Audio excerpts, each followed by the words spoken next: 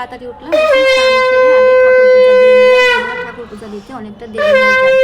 ঠাকুরকে আজকে একটু লুচি বানিয়ে দিলাম বন্ধুরা। প্রত্যেক রবিবারই আমি ঠাকুরকে কিছু না কিছু বানিয়ে দিই। তারপর একটু উইন্টার সিজন তখন নিজেকে একটু মেনটেন করলাম, কারণ উইন্টার সিজনে স্কিনের অনেকটা যত্ন নিতে হয়।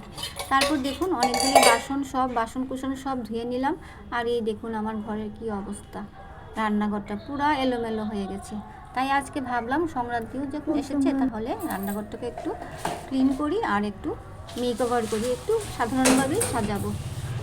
তারপর এই যে সবগুলি মুছামুছি করলাম, সব দিক গুছিয়ে মুছামুছি করে একদিক একদিক করে গুছিয়ে এই যে দেখুন আমার এই গুছানোটা আপনাদের কেমন লাগলো। সাধারণভাবেই গুছিয়েছি, যদি আপনাদের ভালো লাগে তাহলে আমাকে কমেন্ট করে জানাবেন। আর আমার রান্নাঘরটা এখনও কমপ্লিট করতে পারিনি বন্ধুরা, আপনাদের আশীর্বাদ থাকলে আগামীতে করব। তাহলে বন্ধুরা আমার ভিডিওটা আমি এখানেই শেষ করছি। দেখা হবে আপনাদের সাথে পরের ভিডিওতে। আপনারা সবাই ভালো থাকবেন আর মনের আনন্দে থাকবেন। টাটা।